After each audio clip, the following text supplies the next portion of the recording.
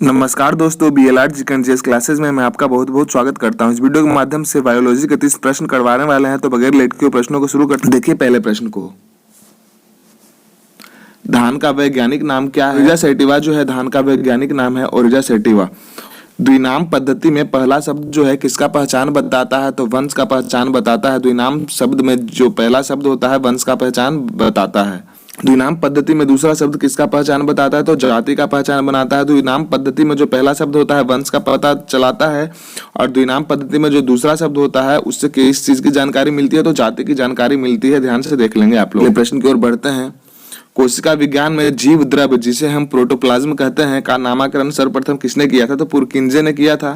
कोशिका विज्ञान में जो जीव द्रव्य है जिसको प्रोटोप्लाज्म कहा जाता है उसका नामकरण सर्वप्रथम किसने किया था? तो पुरकिंजे ने किया था। जीवन का जो भौतिक आधार है किसको कहा जाता है? तो जीव द्रव्य प्रोटोप्लाज्म को कहा जाता है। जीवन का जो भौतिक आधार है प्रोटोप्लाज्म को कहा जाता है, जीव द्रव्य को कहा जाता है। जीव द्रव्य को कितने भागों में बांटा गया है? तो 2 भागों में बांटा गया है। जीव द्रव्य को 2 भागों में बांटा गया है। पहला जो है कोशिका द्रव्य जिसको हम साइटोप्लाज्म भी कहते हैं, और दूसरा जो है केंद्रक द्रव्य जिसको हम न्यूक्लियोप्लाज्म भी कहते हैं। जीव द्रव्य में सबसे अधिक कौन से तत्व पाए जाते हैं? तो ऑक्सीजन पाए जाते हैं। ये सभी सेल के ही भाग हैं। जीव द्रव्य में सबसे अधिक कौन से तत्व पाए जाते हैं? तो ऑक्सीजन पाए जाते हैं। जीव द्रव्य में लगभग कितना प्रतिशत भाग जल होता है? तो 80% भाग जो होता है जल का होता है। जीवन की जो सबसे छोटी इकाई होती है क्या कहलाती है? कोशिका कहलाती है। जीवन की सबसे छोटी इकाई कोशिका कहलाती है। कोशिका के अध्ययन को क्या कहा जाता है? तो साइटोलॉजी जो होता है कोशिका के अध्ययन को कहा जाता है साइटोलॉजी। कोशिका शब्द का प्रयोग सर्वप्रथम किसने किया था? तो रॉबर्ट हुक ने कोशिका का प्रयोग सर्वप्रथम किया था। कब किया था? तो 1665 ईस्वी में किया था। सबसे छोटी कोशिका किसकी होती है? तो माइकोप्लाज्म गैलीसेप्टिकमा की होती है सबसे छोटी कोशिका। सबसे बड़ी कोशिका किसकी होती है? तो शुतुरमुर्ग के अंडे की जो होती है कोशिका वह सबसे बड़ी होती है। सबसे लंबी कोशिका किसकी होती है? तो तंत्रिका तंत्र की जो कोशिका होती है सबसे लंबी होती है। तंत्रिका तंत्र की कोशिका सबसे लंबी होती है। कोशिका सिद्धांत का प्रतिपादन किसने किया था? तो कोशिका सिद्धांत की जो प्रतिपादन है उसे स्लाइडन एवं स्वान ने किया था। कब किया था? तो 1838 से 39 में किया था।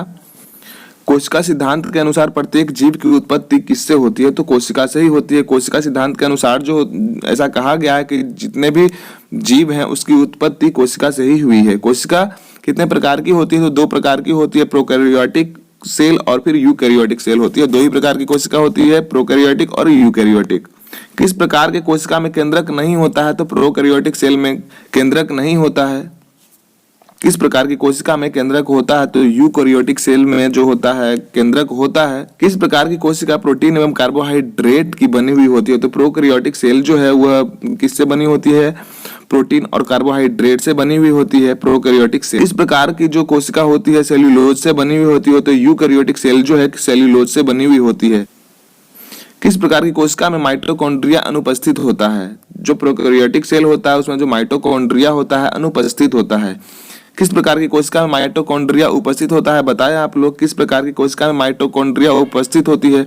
तो जो माइटोकॉन्ड्रिया जो अनुपस्थित होती है प्रोकैरियोटिक सेल में, और जो माइटोकॉन्ड्रिया उपस्थित होती है वह जो होती है यूकैरियोटिक सेल में होती है। किस प्रकार की कोशिका में लाइसोसोम अनुपस्थित होता है? तो प्रोकैरियोटिक सेल में जो होता है लाइसोसोम अनुपस्थित होता है। किस प्रकार की कोशिका में लाइसोसोम उपस्थित होता है? तो यूकैरियोटिक सेल में लाइसोसोम जो होता है उपस्थित। दोस्त प्रश्न अच्छे लग रहे हैं तो लाइक और सब्सक्राइब अवश्य ही करें, दोस्तों के साथ में भी शेयर करें। किस प्रकार की कोशिका में डीएनए एकल सूत्र के रूप में मौजूद होता है? तो प्रोकैरियोटिक सेल में जो होता है डीएनए एकल सूत्र के रूप में मौजूद होता है प्रोकैरियोटिक सेल में।